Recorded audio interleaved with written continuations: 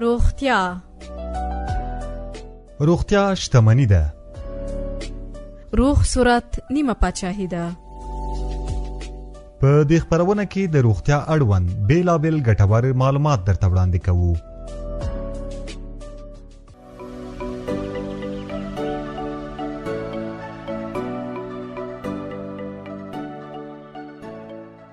د سپوږمۍ رادیو قدرمن اوریدونکو د روغتیا خبرونې درنو مینوالو یوې بلې خبرونې ته مو هرکلی کوم. په دې هیله چې جوړ روغ او خوشحاله به یاست. قدرمن اوریدونکو په نننۍ خبرونه کې مو د یوې بلې داسې میوې په اړه معلومات راټول کړي چې هم د سبو په کورنۍ کې شمیرل کیږي او هم میوه ګڼل کیږي. درنو اوریدونکو په دغه خبرونه کې مو د بادرنګ له ځینو داسو ګټو خبرو چې کولی شي د هغوی په مرسته له سختو ناروغیو څخه ځانونه خوندي کړو. بادرنګ د کدو له کورنۍ څخه دی، له همدې امله د کدو په څیر یخ دی او دا چې بادرنګ د کال په ټولو موسمونو کې موندل کیږي نو د انسانانو په غذایي رژیم کې هم ځانګړی ځای لري. ځینې خلک بادرنګ د میوې په بڼه خوري، خو ځینې خلکو ته بیا بادرنګ د هغو سبو له ډلې دی چې په سلادونو کې یې کاروي او د خلکو او د دسترخوانونو ښکلا ده. بادرنګ ډېرې ګټې لري او ځینو ناروغیو د مخنیوي د وزن د کمونکو سبو له ډلې هم شمیرل کیږي. بادرنګ د نړۍ په ډیرو هیوادونو کې کرل کیږي او په افغانستان کې هم کښت ښه حاصل ورکوي. په افغانستان کې لغمان او فراه ولایتونو کې بادرنګ خورا مشهور دي.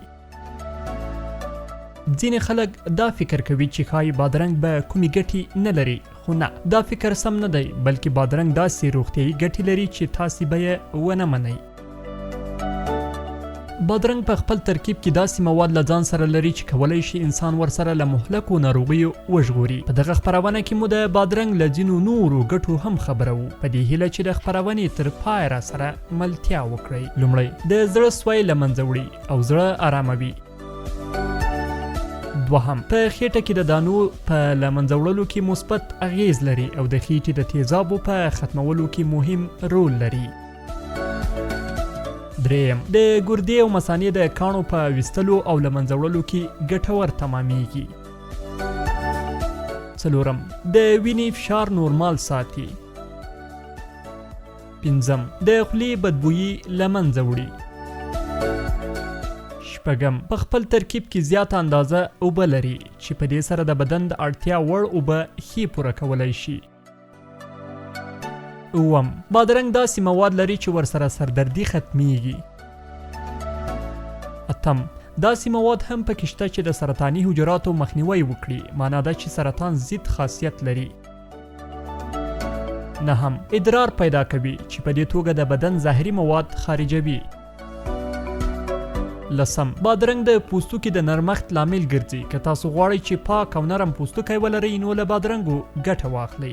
لومړی بادرنګ ټوټه کړئ او بیا یې پر مخ وموښئ. په بادرنګ کې شته کیمیاوي مواد ستاسو د مخ له پوستکي سره یوځای کیږي او مخ مو هم نرم او ښایسته کوي. دا کار پر دې سربیره چې د مخ پوستکی مو پاک، نرم او ښایسته کوي، د مخ وچوالی او ګونځې هم له منځه وړي.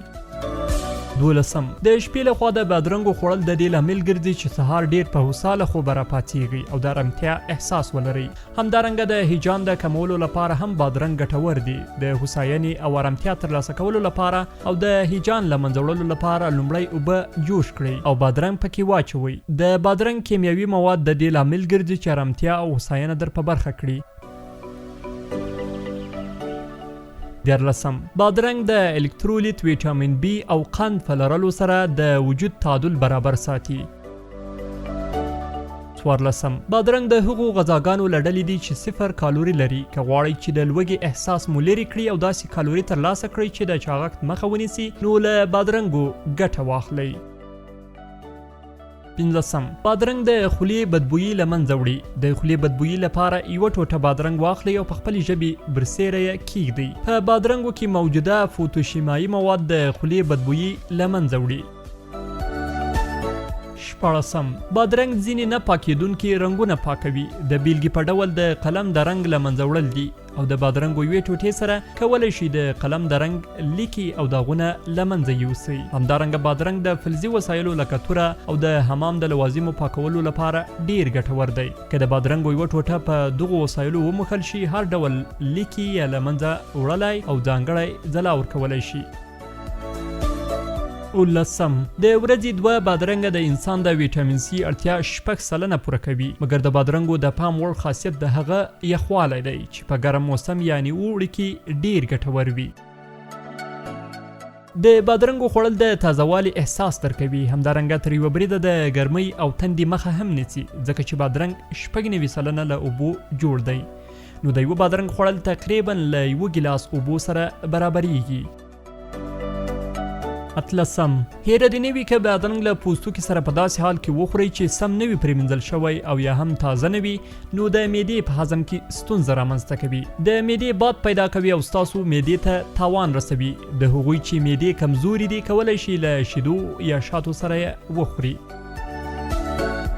که بادرنګ ډیر پوخ شوی وي خوړل یې ښه نه دي. ستاسو د معدې او زړه په زیان تمامیږي. د بادرنګ د ښه هضم لپاره کولی شي له سرکې او یا هم د زیتونو له غوړیو سره یې وخورئ. همدارنګه له لیمو او یا د سلاد په توګه له مالګې سره خوړل یې هم ګټور وي.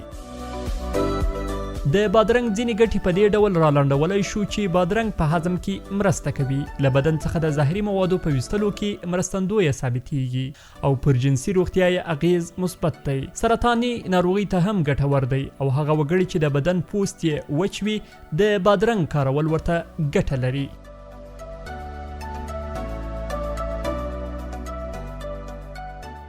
د روغتیا خپرونې قدرمنو مینوالو دا وه زموږ د نن ورځې خپرونه چې ستاسو قدرمن اورېدونکو چوپړ ته مې وړاندې کړه.